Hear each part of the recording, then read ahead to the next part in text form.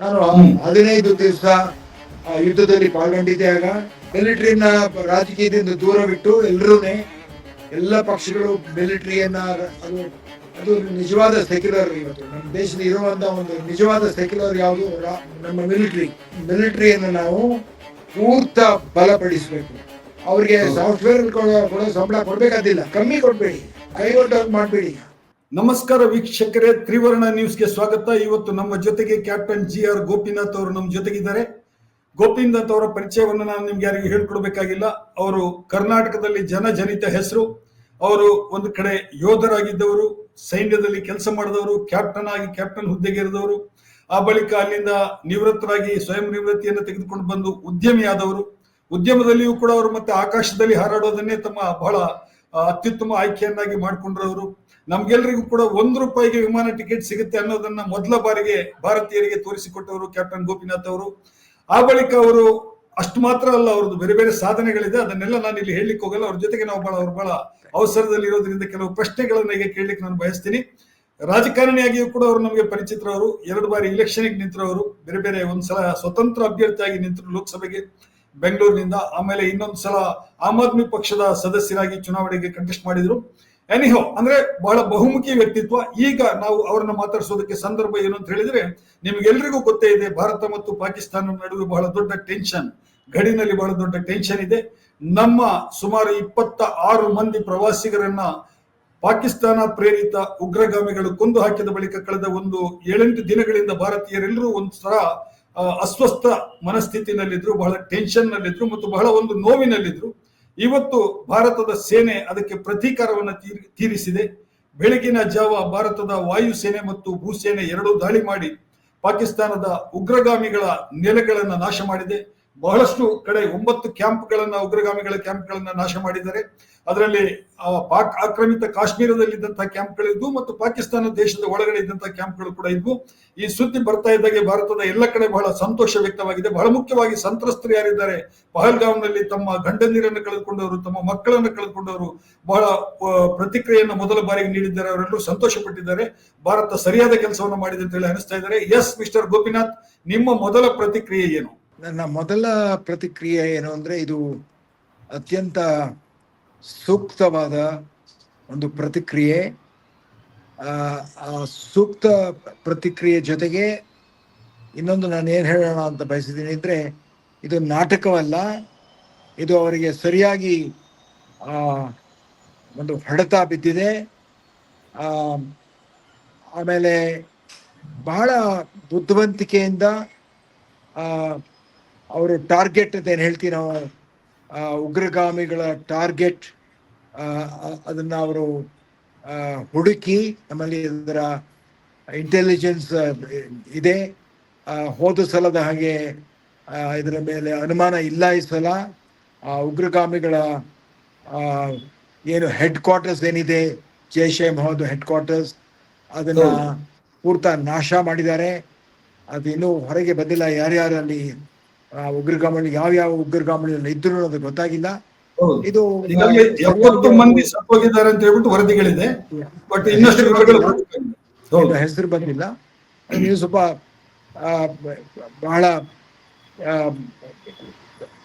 ಬಹಳ ತರದ ಟೆನ್ಷನ್ ನೀವು ಹೇಳ್ದಂಗೆ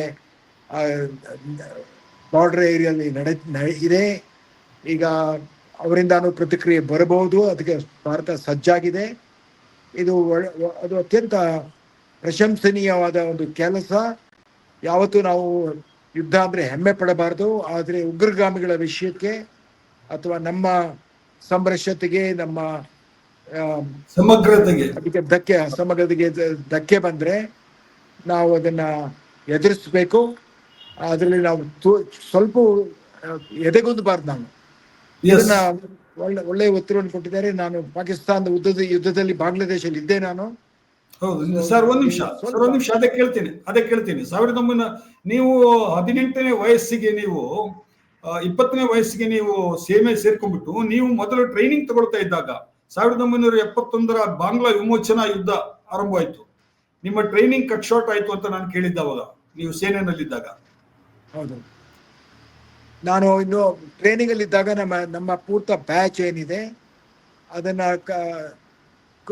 ಚುಕ್ತ ಮಾಡಿ ಅವರು ಕೊನೆಗೆ ಮುಂಚೆನೆ ಮುಕ್ತಾಯ ಮಾಡಿ ಆ, ಬಾಂಗ್ಲಾದೇಶ್ ಬಾರ್ಡರ್ ಅಂದ್ರೆ ಆಗ ಈಸ್ಟ್ ಪಾಕಿಸ್ತಾನ್. ಸೊ ಹಾ. ನಾನು ನನ್ನ ನನ್ನ ರೆಜಿಮೆಂಟ್ ಏನಿದೆ ಆರ್ಟಿಲರಿ 52 ಮೌಂಟೇನ್ ರೆಜಿಮೆಂಟ್, ಅದು ಸಿಕ್ಕಿಮಲ್ಲಿ ಚೈನಾ ಬಾರ್ಡರ್ ಇತ್ತು. ಅದನ್ನು ನಾನು ರಾತ್ರಿ 8 ಗಂಟೆಗೆ ಸೇರಿಕೊಂಡೆ. ಬೆಳಗ್ಗೆ ನಾವು ಮುಂಜಾನೆ ಚೈನಾ ಗಡಿಯಿಂದ ಈಸ್ಟ್ ಪಾಕಿಸ್ತಾನ್ ಗಡಿಗೆ ಬಂದು ನಾನು 15 ದಿವಸ ಯುದ್ಧದಲ್ಲಿ ಪಾಲ್ಗೊಂಡಿದ್ದೆ. ಆಗ ಅದು ಅತ್ಯಂತ ಮಹಾಯುದ್ಧ. ಅದು 15 ದಿವಸದಲ್ಲಿ ಪಾಕಿಸ್ತಾನ ನಾವು ನಮ್ಮ ಭಾರತ ದೇಶದ ನಾಯಕರು, ರಾಜಕಾರಣಿಗಳಾಗಿದ್ದವರು ಆಗ ಇಂದಿರಾ ಗಾಂಧಿ ಪ್ರಧಾನಮಂತ್ರಿ, ಮಾನೆಕ್ ಶಾ ಅವರ ನೇತೃತ್ವದಲ್ಲಿ ಪೂರ್ತ ಬಾಂಗ್ಲಾದೇಶ್ ನ ಒಂದು ಹೊಸ ರಾಷ್ಟ್ರವನ್ನ ಭಾರತ ನಿರ್ಮಾಣ ಮಾಡಿತು. ಸೊ ಇದ್ರ ಬಗ್ಗೆ ನಮ್ಮಲ್ಲಿ ಏನ್ ಹೇಳ್ತೀರಿ, ಯುದ್ಧದ ಎಕ್ಸ್ಪೀರಿಯನ್ಸ್ ಇದೆ, ಹೈ ಆಲ್ಟಿಟ್ಯೂಡ್ ಎಕ್ಸ್ಪೀರಿಯನ್ಸ್ ಇದೆ. ಆದ್ರಿಂದ ಪಾಕಿಸ್ತಾನ್ಗೆ ನಾವು ಒಳ್ಳೆ ಬುದ್ಧಿ ಕಳಿಸ್ಬೇಕಾದ್ರೆ ಅವರ ಕ್ರಾಸ್ ಬಾರ್ಡರ್ ಟೆರರಿಸಂ ನಾವು ಅವ್ರು ಎಲ್ಲಿದಾರೋ ಅಲ್ಲೇ ಹೋಗಿ ನಾವು ಅದನ್ನ ಹೊಡಿಬೇಕು. ಹೌದು, ಒಂದು ಕಾಲದಲ್ಲಿ ಅದು ಬಹುಶಃ 1971 ಆ ಯುದ್ಧದ ಬಳಿಕ ಬಹಳ ವರ್ಷಗಳ ಕಾಲ ಆಮೇಲೆ ಸುದ್ದಿ ಇರಲಿಲ್ಲ. ಆಮೇಲೆ ಭಯೋತ್ಪಾದನೆ ಇದಾಗ್ಲಿ, ಕ್ರಾಸ್ ಬಾರ್ಡರ್ ಟೆರರಿಸಂ ಇದಾಗ್ಲಿ ಬಹಳ ದೊಡ್ಡ ಹೊಡೆತ ಅವತ್ತು ಕೊಟ್ಟಿದ್ದು ಮತ್ತು ಬಹಳ ಸ್ಪಷ್ಟವಾದಂತಹ ಒಂದು ಸಂದೇಶ ಇಡೀ ಜಗತ್ತಿಗೆ ಅವತ್ತು ಇಂದಿರಾ ಗಾಂಧಿ ಅವರ ನೇತೃತ್ವದಲ್ಲಿ ಅದು ರವಾನೆ ಆಯ್ತು ಅಂತ ಹೇಳಿ ನಾನು ಕೂಡ ಅವಾಗ ನಾನು ಸ್ಟೂಡೆಂಟ್ ಆಗಿದ್ದೆ. ನಾನು ಅವಾಗ ನಾನು ಇನ್ನು 10 ವರ್ಷ 11 ವರ್ಷ ಅವಾಗ ಚಿಕ್ಕಂದಿಗೆ ನಮಗೆ ಯುದ್ಧದ ಬಹಳ ರೋಚಕ ಕಥೆಗಳೆಲ್ಲ ಗೊತ್ತಾಗ್ತದೆ. ನೀವು ಆವಾಗಲೇ ಬಹಳ ಕಡಿಮೆ ವಯಸ್ಸಿನಲ್ಲಿ ನೀವು ಸೈನ್ಯಕ್ಕೆ ಸೇರಿದ್ರಿ, ಆಮೇಲೆ 28ನೇ ವಯಸ್ಸಿಗೆ ನೀವು ವಾಪಸ್ ಆಗ್ಬಿಟ್ರಿ. ನೀವು ಸಾಕು ಅಂತ ಹೇಳ್ಬಿಟ್ರಿ. ಯಾಕೆ ಸರ್ ಅದು? ನಾನು ಬಾಂಗ್ಲಾದೇಶ ಯುದ್ಧ ಆದ್ಮೇಲೆ, ಪಾಕಿಸ್ತಾನ ಸೋತ ಮೇಲೆ, ಶರಣಾಗತರಾದ್ಮೇಲೆ ನಾನು ವಾಪಸ್ಸು ಸಿಕ್ಕಿಮಲ್ಲಿ ಹತ್ರ ಚೋಲಾದ ನತುಲಾ ಹತ್ರ ಒಂದು 15,000 ಅಡಿ ಪೋಸ್ಟ್ ಚೈನಾ ಬಾರ್ಡರ್ಗೆ ಬಂದೆ. ಅಲ್ಲಿ ನಾನು 18 ತಿಂಗಳು ಮುಕ್ಕಾಲು ಒಂದು 2 ವರ್ಷ ಇದ್ದೆ. ಆಮೇಲೆ ಅಸ್ಸಾಂ ಬಾಂಗ್ಲಾದೇಶ ಬಾರ್ಡರ್ ಇದ್ದೆ. ಆಮೇಲೆ ಕಾಶ್ಮೀರಲ್ಲಿ ನಾನು ಒಂದು 3 ತಿಂಗಳಿದ್ದೆ. ಭೂತಾನಲ್ಲಿದ್ದೆ, ಕಾಶ್ಮೀರಲ್ಲಿದ್ದೆ, ರಾಜಸ್ಥಾನಲ್ಲಿದ್ದೆ. ಆಮೇಲೆ ಒಂದು 8 ವರ್ಷ ಆದ್ಮೇಲೆ ನಾನು ಸ್ವಲ್ಪ ಪ್ರಿಮೇಚ್ಯೂರ್ ರಿಟೈರ್ಮೆಂಟ್ ತಗೊಂಡು ನಾನು ವಾಪಸ್ಸು. ಎಸ್ ಸರ್, ನೀವು ಕ್ಯಾಪ್ಟನ್ ಆಗಿದ್ರಿ ಸರ್. ನಾನು 23ನೇ ವರ್ಷಕ್ಕೆ ಕ್ಯಾಪ್ಟನ್ ಆದೆ. ಆಮೇಲೆ 27ನೇ ವಯಸ್ಸಿಗೆ ನಾನು ಅದನ್ನ ಮಿಲಿಟ್ರಿನ ಬಿಟ್ಟೆ. ನಾನು ಬಂದು ನಮ್ಮ ತಂದೆಗೆ ಆಗ ವಯಸ್ಸಾಗಿತ್ತು, ತಾಯಿಗೆ ವಯಸ್ಸಾಗಿತ್ತು, ಹುಷಾರಿರಲಿಲ್ಲ. ಸೊ ಬಂದು ವಾಪಸ್ಸು ನಾನು ಕೃಷಿಗೆ ಇಳಿದೆ. ಮತ್ತು ಕೃಷಿಲಿ 10 ವರ್ಷ ಇದ್ದು, ಕೃಷಿಯಿಂದ ನಾನು ಅಲ್ಲಿ ಸುಮಾರು ಬೇರೆ ಬೇರೆ ಕೃಷಿ ಮಾಡಿದೆ. ಹೈನುಗಾರಿಕೆ ಮಾಡಿದೆ, ತೆಂಗಿನ ತೋಟ, ಪೌಲ್ಟ್ರಿ, ಸಿಲ್ಕಮ್ ರೇಷ್ಮೆ ಕೃಷಿ ಇದೆಲ್ಲ ಮಾಡಿ ಆಮೇಲೆ ಹೆಲಿಕಾಪ್ಟರ್ ನಾನು ಬರ್ತೀನಿ ಸರ್. ಅದಕ್ಕೆ ಬರ್ತೀನಿ. ಅದಕ್ಕಿಂತ ಮುಂಚೆ ನನಗೆ ಈಗ ನೀವು 1971ರಲ್ಲಿ ಏನು ಭಾರತದ ಸೇನೆಯಲ್ಲಿ ಕೆಲಸ ಮಾಡಿದ್ರಿ, ಆಗ ಇದ್ದಂತಹ ಪರಿಸ್ಥಿತಿಗೂ ಈಗಿನ ಪರಿಸ್ಥಿತಿಗೂ ಬಹಳ ವ್ಯತ್ಯಾಸ ಇದೆ. ಈಗಿನ ಅತ್ಯಾಧುನಿಕ ಯುದ್ಧೋಪಕರಣ ಯಂತ್ರಗಳು, ಬಹಳ ಆರ್ಟಿಫಿಷಿಯಲ್ ಇಂಟೆಲಿಜೆನ್ಸ್ ಅನ್ನ ಡಿಪೆಂಡ್ ಆಗಿರುವಂತಹ ಸಾಮಗ್ರಿಗಳು ಎಲ್ಲವೂ ಇದೆ. ಆ ಕಾಲದಲ್ಲಿ ಹಾಗೆ ಇರಲಿಲ್ಲ. ಈಗ ಬಹಳ ವ್ಯತ್ಯಾಸ ಇದೆ ಅಲ್ವಾ ಸರ್? ಹೌದು. ಈಗ ಭಾರತ ದೇಶ ಬಹಳ ಬಹಳ ಎತ್ತರಕ್ಕೆ ಏರಿದೆ. ನ್ಯೂಕ್ಲಿಯರ್ ವೆಪನ್ಸ್ ಅಲ್ಲದೇನೆ, ಅಣುಶಾಸ್ತ್ರಗಳಲ್ಲದೆ ಎಲ್ಲ ತರದಲ್ಲೂ ಇದು ಪ್ರಪಂಚದಲ್ಲಿ ಅತ್ಯಂತ ಪ್ರಬಲವಾದ ಆರ್ಮಿ. ಇದು ಪ್ರಪಂಚದ 2nd ಲಾರ್ಜೆಸ್ಟ್ ಆರ್ಮಿ ಇವತ್ತು. ಚೈನಾ ಇದೆ ನಂಬರ್ 1 ಆರ್ಮಿ. ಆದರೆ ಇಲ್ಲಿ ಒಂದು ವಿಷಯ ನಾನು ಏನು ಹೇಳಬೇಕು ಅಂದ್ರೆ, ಇವತ್ತು ನಾವು ಮುಂಚೆ ಮಾಡಬೇಕಾದ್ದು ನಮ್ಮ ಮಿಲಿಟರಿಯನ್ನು, ಅಂದ್ರೆ ಆರ್ಮಿ, ಏರ್ ಫೋರ್ಸ್, ನೇವಿ, ಈ 3ಅನ್ನೇ ಇನ್ನೂನೇ ಸಾಕಷ್ಟು ಬಲವನ್ನಾಗಿ ಮಾಡಬೇಕು. ನಮಗೆ ಬಲ ಇದ್ದರೆ ಶಾಂತಿಯನ್ನು ನಾವು ಕಾಪಾಡೋಕ್ಕೆ ಸಾಧ್ಯ. ಆ ಬಲವನ್ನು ನಾವು ಒಂದು ಸದೃಢವಾದ ರಾಷ್ಟ್ರವನ್ನಾಗಿ, ಬಲಶಾಲಿಯಾದ ರಾಷ್ಟ್ರವನ್ನು ಮಾಡಬೇಕಾದ್ರೆ ನಮ್ಮ ಎಕಾನಮಿ ಸರಿಯಾಗಿ ಅತ್ಯಂತ ವೇಗದಲ್ಲಿ ಬೆಳಿಬೇಕು. ಎಕಾನಮಿ ವೇಗದಲ್ಲಿ ಬೆಳೆಯಬೇಕಾದ್ರೆ ನಾವು ನಮ್ಮ ದೇಶದಲ್ಲಿ 2-3 ವಿಷಯಗಳನ್ನು ಮಾಡಬೇಕು. ಒಂದು, ದೇಶದಲ್ಲಿ ಇರುವ ಒಂದು ಕ್ರಾಸ್ ಬಾರ್ಡರ್ ಟೆರರಿಸಂ, ಅದನ್ನ ನಿರ್ಮೂಲನೆ ಮಾಡಬೇಕು. ಆದರೆ ದೇಶದಲ್ಲಿ ಯಾರು ಉಗ್ರಗಾಮಿಗಳಿದ್ದಾರೆ, ಯಾರು ಫೆನೆಟಿಕ್ಸ್ ಇದ್ದಾರೆ, ಅವರು ಮುಸ್ಲಿಂ ಫೆನೆಟಿಕ್ಸ್ ಇರ್ಬೋದು, ಮುಸ್ಲಿಂ ಜಿಹಾದಿಗಳಿರ್ಬೋದು, ಅಥವಾ ಹಿಂದೂ ಫೆನೆಟಿಕ್ಸ್ ಇರ್ಬೋದು, ನಾವು ಅವರಿಗೆ ತಲೆ ಎತ್ತುವುದಕ್ಕೆ ಅವಕಾಶವನ್ನು ಕೊಡಬಾರ್ದು. ದೇಶದಲ್ಲಿ ನಾವು ಕಮ್ಯುನಲ್ ಹಾರ್ಮನಿ, ಯಾವುದೇ ಸರ್ಕಾರ ಬರಲಿ, ಈ ಕ್ಯಾಸ್ಟಿಸಮ್, ಕಮ್ಯುನಲ್ ಕಾನ್ಫ್ಲಿಕ್ಟ್ ಆಗಬಾರ್ದು. ಕಮ್ಯುನಲ್ ಹಾರ್ಮನಿ ಇದ್ದರೆ ಆಗ ನಮ್ಮ ಎಕಾನಮಿ ಬೆಳೆಯುತ್ತೆ. ನಮ್ಮ ಎಕಾನಮಿ ಬೆಳೆದ್ರೆ, ಯಾಕಂದರೆ ಕಮ್ಯುನಲ್ ಹಾರ್ಮನಿ ಇಲ್ಲದೇ ಇದ್ರೆ ಎಕಾನಮಿ ಬೆಳೆಯೋದಿಲ್ಲ. ಕಮ್ಯುನಲ್ ಹಾರ್ಮನಿಗೆ ಎಲ್ಲರಿಗೂ ನಾವು ಉದ್ಯೋಗ ಕೊಡಬೇಕು, ಅವರ ಆರೋಗ್ಯ ಸರಿ ಇರಬೇಕು, ಅವರಿಗೆ ನಾವು ಶಾಲೆಯಲ್ಲಿ ಓದೋದಕ್ಕೆ ಅವಕಾಶ ಮಾಡಿಕೊಡ್ಬೇಕು, ನಕ್ಸಲಿಸಮ್ ಆಗ ನಿರ್ಮೂಲ ಆಗುತ್ತೆ, ಸೌಹಾರ್ದತೆ ಬೆಳೆಯುತ್ತೆ, ರಾಜಕೀಯವನ್ನು ನಾವು ಒಳ್ಳೆ ರಾಜಕೀಯವನ್ನು ಮಾಡಿ ನಮ್ಮ ದೇಶದ ಪ್ರಜೆಗಳನ್ನು ಒಂದು ಪ್ರಜಾಪ್ರಭುತ್ವದ ಕಡೆಗೆ ಎಳೆದು, ಆಗ ನಾವು ಉಗ್ರಗಾಮಿಗಳನ್ನು ಹೊರಗಡೆಯವರು ಇರ್ಬೋದು, ಒಳಗಡೆಯವರು ಇರ್ಬೋದು, ಸರಿಯಾಗಿ ಬಡ್ದು ಹಾಕ್ಬೋದು. ಎಸ್ ಸರ್, ಬಹಳ ಒಳ್ಳೆಯ ಪಾಯಿಂಟ್ ಹೇಳಿದ್ರಿ ನೀವು. ಯಾಕಂತ ಹೇಳಿದ್ರೆ ಈ ಎಕ್ಸ್ಟ್ರೀಮಿಸಮ್ ಅನ್ನೋದು ಧರ್ಮದ ಆಧಾರದ ಮೇಲೆ ಅದು ಪರಸ್ಪರ ಒಂದಕ್ಕೊಂದು ಪೂರಕವಾಗಿ ಬೆಳೀತಾ ಹೋಗುತ್ತೆ. ಅದು ಹಿಂದೂ ಎಕ್ಸ್ಟ್ರೀಮಿಸಮ್ ಇರ್ಬೋದು, ಮುಸ್ಲಿಂ ಎಕ್ಸ್ಟ್ರೀಮಿಸಮ್ ಇರ್ಬೋದು, ಅಥವಾ ಇತರ ಯಾವುದೇ ಜಗತ್ತಿನ ಯಾವುದೇ ಭಾಗದ ಬೇರೆ ಬೇರೆ ತರದ ಎಕ್ಸ್ಟ್ರೀಮಿಸಮ್ ಇರ್ಬೋದು. ಅದೇ ರೀತಿ ನೀವು ಹೇಳಿದ ಹಾಗೆ ಎಕಾನಮಿ ಸದೃಢವಾದ್ರೆ ನಿರುದ್ಯೋಗ ದೂರ ಆಗುತ್ತೆ, ನಕ್ಸಲಿಸಮ್ ಕೂಡ ಕಡಿಮೆ ಆಗುತ್ತೆ, ಆ ತರದ ಅವಕಾಶಗಳು ಕೂಡ ಸಿಗೋದಿಲ್ಲ. ನಮಗೆ ಸಮಾನತೆ ಬಂದ್ರೆ ಆರ್ಥಿಕವಾಗಿ ನಾವು ಯಾವುದೇ ಸರ್ಕಾರ, ಈ ಸರ್ಕಾರ ಅಂತಲ್ಲ, ಪ್ರತಿ ಸರ್ಕಾರಕ್ಕೂ ಇದು ಹೇಳ್ತಾ ಇದ್ದೀನಿ. ಈಗ ನಾವು ಸ್ವಲ್ಪ ಬಹಳ ಸೈಲೆಂಟ್ ಆಗಿ ನಮ್ರತೆಯಿಂದ ನಾವು ನಮ್ಮ ಮಿಲಿಟರಿಯನ್ನ ಕಟ್ಟಬೇಕು. ನಾವೀಗ ಸರ್ ಒಂದು ಪ್ರಶ್ನೆ ಸರ್, ನಮ್ಮ ಮಿಲಿಟರಿಯನ್ನ ರಾಜಕೀಯದಿಂದ ದೂರವಿಟ್ಟು ಎಲ್ಲ ಪಕ್ಷಗಳು ಮಿಲಿಟರಿಯನ್ನ ಅದು ಅದು ನಿಜವಾದ ಸೆಕ್ಯುಲರ್, ಇವತ್ತು ನಮ್ಮ ದೇಶದಲ್ಲಿ ಇರುವಂತ ಒಂದು ನಿಜವಾದ ಸೆಕ್ಯುಲರ್ ಯಾವುದು, ನಮ್ಮ ಮಿಲಿಟರಿ. ಅದನ್ನ ರಾಜಕೀಯದಿಂದ ದೂರವಿಟ್ಟು ನಮ್ಮ ಮಿಲಿಟರಿಯನ್ನು ನಾವು ಪೂರ್ತ ಬಲಪಡಿಸಬೇಕು. ಅವರ ನಿಷ್ಠೆ, ಅವರ ಏನ್ ಹೇಳ್ತೀವಿ, ಅವರ ಲಾಯಲ್ಟಿ ಅಂತ ಏನ್ ಹೇಳ್ತೀವಿ, ಅವರ ಯಾರಿಗೆ ಅವರು, ಅದು ದೇಶಕ್ಕೆ ಮಾತ್ರ, ಯಾವುದು ಪೊಲಿಟಿಕಲ್ ಪಾರ್ಟಿ ಇರಬಾರ್ದು. ಎಸ್ ಸರ್, ಈಗ ನೀವು ಸೈನಿಕ ಸ್ಕೂಲ್, ಬಿಜಾಪುರ ಸೈನಿಕ ಸ್ಕೂಲ್ ನಲ್ಲಿ ನೀವು ವಿದ್ಯಾರ್ಥಿ ಆಗಿದ್ದವರು. ನೀವು ಇತ್ತೀಚೆಗಿನ ವರ್ಷಗಳಲ್ಲಿ ನಾನು ಕೇಳಿದ ಒಂದು ಮಾತೇನು ಅಂತ ಹೇಳಿದ್ರೆ, ಸೈನಿಕ ಸ್ಕೂಲ್ಗೆ ಮಕ್ಕಳನ್ನ ಸೇರಿಸ್ತಾರೆ, ಆದ್ರೆ ಸೈನ್ಯಕ್ಕೆ ಹೋಗ್ಬೇಕು ಅನ್ನೋ ಉದ್ದೇಶ ಇರೋದಿಲ್ಲ. ಬಹಳ ಮಂದಿ ಪೇರೆಂಟ್ಸ್ ಏನ್ ಮಾಡ್ತಾರೆ ಅಂತ ಹೇಳಿದ್ರೆ, ಆ ಒಂದು ಡಿಸಿಪ್ಲಿನ್ ಅಲ್ಲಿ ಬರಲಿ ಅಂತ ಹೇಳಿ ಮಾಡ್ಬಿಟ್ಟು ಆಮೇಲೆ ಅವರು ಡಿವಿಯೇಟ್ ಆಗ್ತಾರೆ. ನಿಮ್ ಪ್ರಕಾರ ನಾವು ಇದನ್ನ ಹೇಗೆ ಬಲಪಡಿಸಬಹುದು? ಈ ಸೈನಿಕ ಸ್ಕೂಲ್ಗೆ ಸೇರುವಂತ ಮನೋಭಾವವನ್ನು ನಮ್ಮ ಯುವಕರಲ್ಲಿ ಹೆಚ್ಚಿಸೋದಕ್ಕೆ ಹೇಗೆ ಮಾಡ್ಬೋದು ನಾವು? ನೋಡಿ, ಪ್ರಪಂಚದಲ್ಲಿ ಎಲ್ಲ ಕಡೆನೂ ಮಿಲಿಟರಿನ ಸೇರ್ಕೊಳ್ಳೋದಕ್ಕೆ ಎರಡು ಮುಖ್ಯವಾಗಿರ್ಬೇಕು. ಒಂದು, ದೇಶಭಕ್ತಿ ಇರಬೇಕು. ದೇಶಭಕ್ತಿ ಅಂದ್ರೆ ಅಂಧಭಕ್ತಿ ಅಲ್ಲ. ಒಂದು ಒಳ್ಳೆಯ ದೇಶ, ಮಾರಲಿ ಸ್ಟ್ರಾಂಗ್ ದೇಶ, morally strong and physically strong ದೇಶವನ್ನು ನಾವು ಕಟ್ಟಬೇಕು.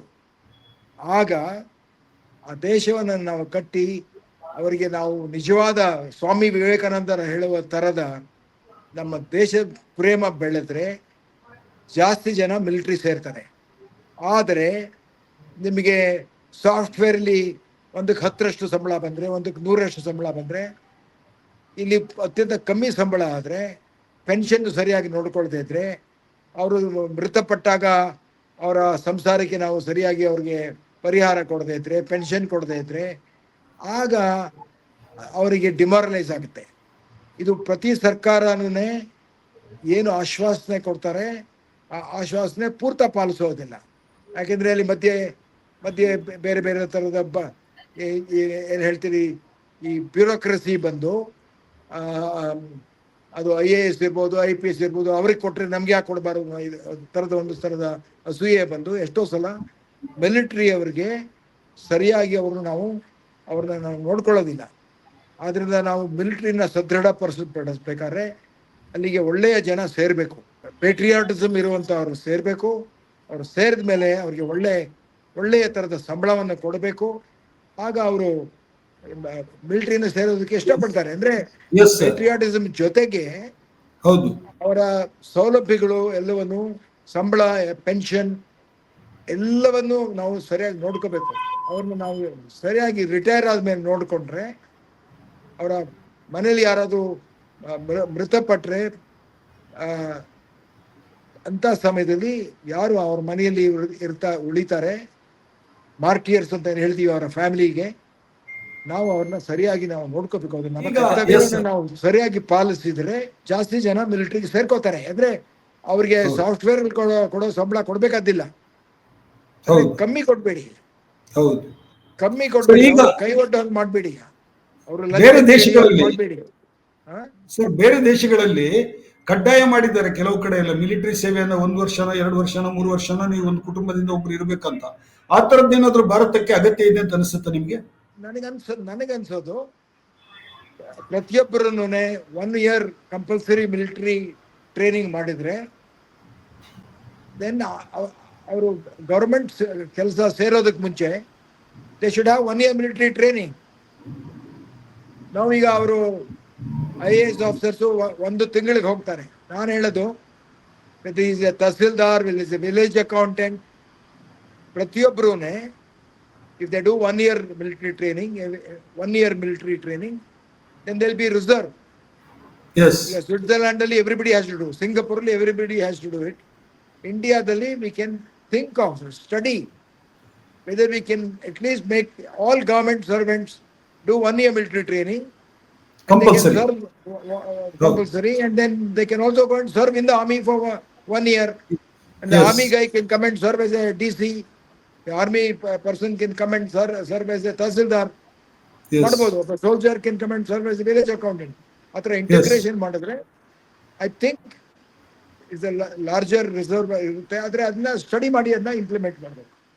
Good point sir. ಇದು ಒನ್ ಮೋರ್ ಥಿಂಗ್ ಸರ್, ಈಗ ಇತ್ತೀಚೆಗೆ ನಮ್ಮಲ್ಲಿ ಭಾರತದ ಸೇನೆಗೆ ಸರ್ ಇತ್ತೀಚೆಗೆ ನಮ್ಮ ಭಾರತದ ಸೇನೆಯಲ್ಲಿ ಅಗ್ನಿವೀರ್ ಅನ್ನುವಂತ ಒಂದು ಹೊಸ ಯೋಜನೆಯನ್ನು ತಂದ್ರು. ಅದು ಟೆಂಪರರಿ ಕಾಂಟ್ರಾಕ್ಟ್ ಬೇಸ್ಡ್ ಎಂಪ್ಲಾಯ್ಮೆಂಟ್ ಅನ್ನೋ ತರ ಆಯ್ತು. ನಮ್ಮ ರಿಟೈರ್ಡ್ ಮೇಜರ್ ಜನರಲ್ ಬಕ್ಷಿ ಅವರು ಮೊನ್ನೆ ಟಿವಿನಲ್ಲಿ ಮಾತಾಡ್ತಿರುವಾಗ ಹೇಳ್ತಾ ಇದ್ರು, ಸುಮಾರು 2019ರಿಂದ ಆರ್ಮಿಗೆ ಅಪಾಯಿಂಟ್ಮೆಂಟ್ ಆಗಿಲ್ಲ, ಸುಮಾರು 1,75,000 ಸೈನಿಕರ ಕೊರತೆ ಇದೆ, ಇದು ತಪ್ಪು, ಇದು ಈ ತರ ಮಾಡಬಾರ್ದು, ನಾವು ಸೇನೆಯನ್ನು ಸರಿಯಾಗಿ ನಾವು ನೋಡ್ಕೊಳ್ತಾ ಇಲ್ಲ ಅಂತೆಲ್ಲ ಒಂದು ಹೇಳಿದ್ರು. ಒಂದು ಪಾಯಿಂಟ್ ಅದು. ಈ ಅಗ್ನಿವೀರ್ ಸ್ಕೀಮ್ ಇಟ್ಸ್ ಒಳ್ಳೆಯದಾದ ಅಥವಾ ಇದರಿಂದ ಏನಾದ್ರೂ ಪ್ರಾಬ್ಲಮ್ಗಳಿದೆಯಾ? ಐ ಥಿಂಕ್ ಸಮಟೈಮ್ಸ್ ಒಂದು ಹೊಸ ಸರ್ಕಾರ ಬಂದಾಗ they make changes. In America you can see they making it. ಆದರೆ they should do more discussions, involve more people from the army, serving army generals ಅವ್ರನ್ನ ಸೇರಿಸ್ಕೊಂಡು ಅವ್ರ ಜೊತೆ ಸಮಾಲೋಚನೆ ಮಾಡಿ whatever has been implemented they should improve on it. ಅಮೆರಿಕದ reaction ಈ ಯುದ್ಧಕ್ಕೆ, ನಮ್ಮ ಈ ದಾಳಿಗೆ ಒಂದು ಬೇರೆ ತರ ಇತ್ತು. ಅಮೆರಿಕದ ಟ್ರಂಪ್ ಅವರು ಈಗ ಬೆಳಿಗ್ಗೆ ಒಂದು ಸ್ಟೇಟ್ಮೆಂಟ್ ಕೊಟ್ಟಿದ್ದಾರೆ, ಅಮೆರಿಕದ ಅಧ್ಯಕ್ಷ ಡೊನಾಲ್ಡ್ ಟ್ರಂಪ್ ಅವರು. ಇದು ಬೇಗ ಮುಗೀತದೆ ಯುದ್ಧ ಏನು ಜಾಸ್ತಿ ದಿನ ಹೋಗೋದಿಲ್ಲ, ಯುದ್ಧ ಒಳ್ಳೆಯದಲ್ಲ ಯಾವಾಗ್ಲೂ ಅಂತ ಹೇಳುವಂತ ಒಂದು ಮಾತನ್ನ ಹೇಳಿದ್ರು. ನಮ್ಮ ಸರ್ಕಾರ ಕೂಡ ಅಮೆರಿಕಕ್ಕೆ ರಿಪೋರ್ಟ್ ಮಾಡುತ್ತೆ, ಅಮೆರಿಕದ ಅಧ್ಯಕ್ಷರಿಗೆ ನಾವು ದಾಳಿ ಮಾಡಿದ ತಕ್ಷಣ ಅಂತ ಮಾಧ್ಯಮದಲ್ಲಿ ಬಂತು.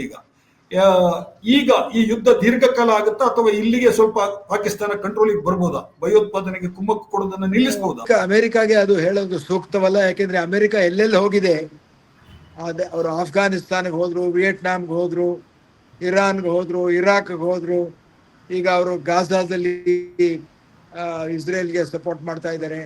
ಸೊ ಅಮೆರಿಕಾಗೆ ನಮಗೇನು ಭಾಷಣ ಕೊಡೋ ಅಥಾರಿಟಿ ಇಲ್ಲ, ನೈತಿಕ ಹಕ್ಕಿಲ್ಲ.